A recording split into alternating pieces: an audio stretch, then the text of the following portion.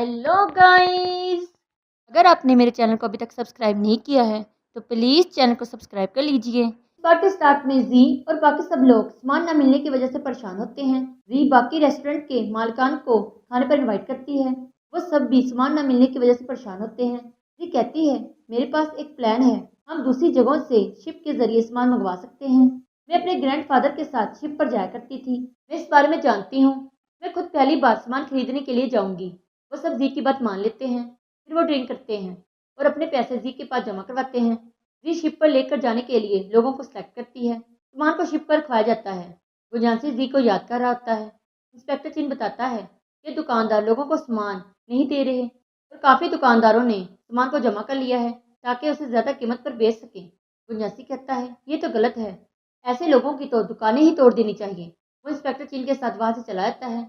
सब दुकानदारों को पकड़कर गुंजासी के सामने लाया जाता है। गुंजासी कहता है तुम लोग सामान जमा करके रख रहे हो और ज्यादा कीमतों पर बेच रहे हो। अगर अब तुम लोगों ने ऐसा किया तो मैं तुम लोगों का बुरा हाल करूंगा। फिर गुंजासी महाराज को इस बारे में बताता है और कहता है अगर मैं फौरन ऐसा न करता तो अवाम में अफरा तफरी की वजह बन सकती थी। नेक्स्ट सीन में जी फंडोग और मिस्टर बाई के साथ सफर के बारे में बात करती है और वो डिसाइड करती है कि वो इस बार जिंगयांग सामान लेने के लिए जाएगी। जी कहती है सब लोगों ने अपने पैसे मेरे सुपुर्द किए हैं, इसलिए मैं खुद सफ़र पर जाऊंगी।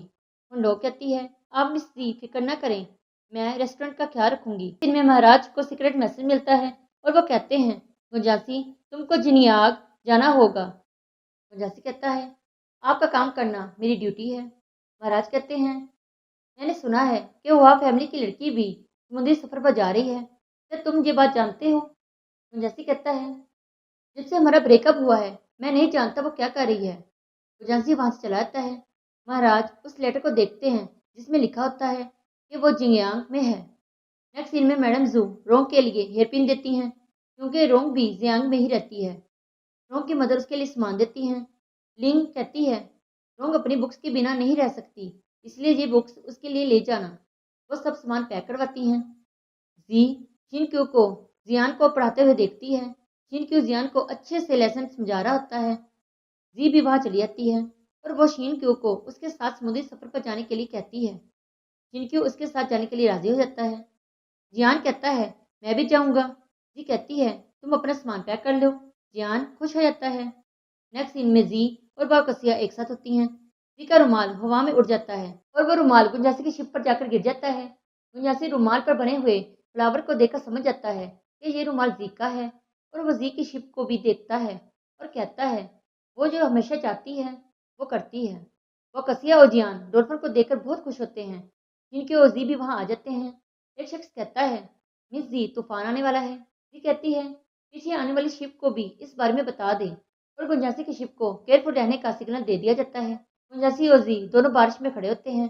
जी अपने मन में कहती है ग्रैंडफादर अब मैं तूफान से नहीं डरती। नेक्स्ट मॉर्निंग जी रोंग से मिलती है। रोंग कहती है जब से मुझे लेटर मिला कि तुम आ रही हो मैं बेताबी से तुम्हारा इंतजार कर रही थी। रोंग कहती है बाकी घर वाले कैसे हैं? जी कहती है सब ठीक है।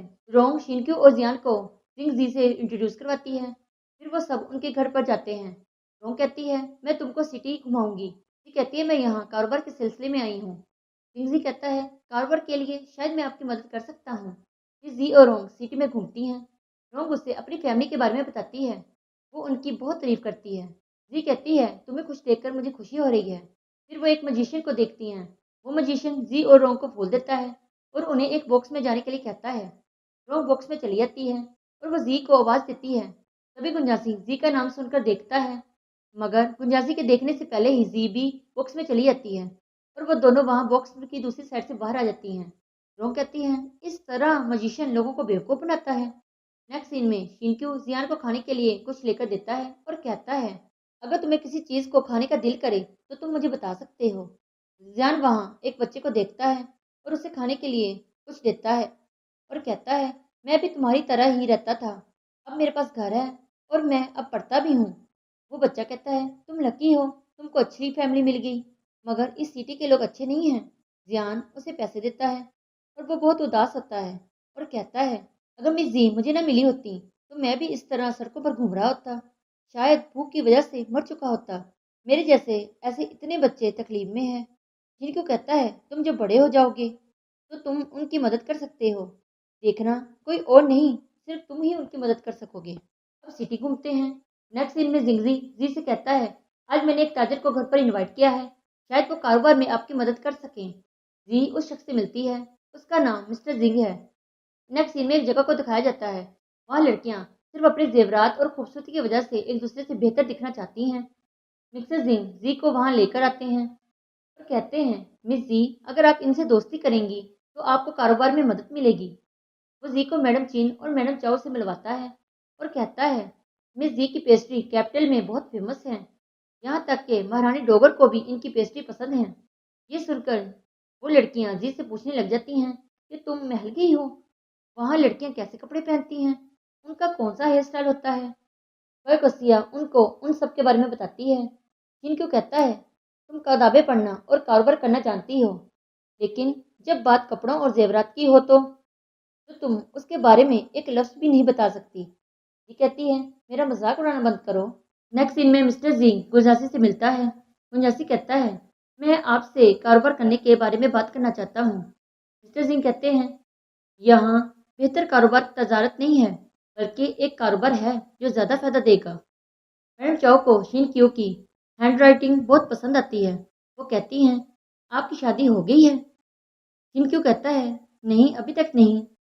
मैडम चाओ कहती हैं आप मेरी बहन से शादी कर लें। शिन क्यू घबरा कर जी की तरफ देखता है। जी कहती है शादी के मामले पर बात करने के लिए मिस्टर शिन क्यू के पेरेंट्स की राय लेने की ज़रूरत होगी, शायद फ्यूचर में कोई बात बन जाए। फिर जी शिन क्यू को टीज करते हुए कहती है अगर मैडम चाओ की बहन की शादी तुमसे हो जाए मुझे कारोबार करने में काफ़ी फायदा होगा।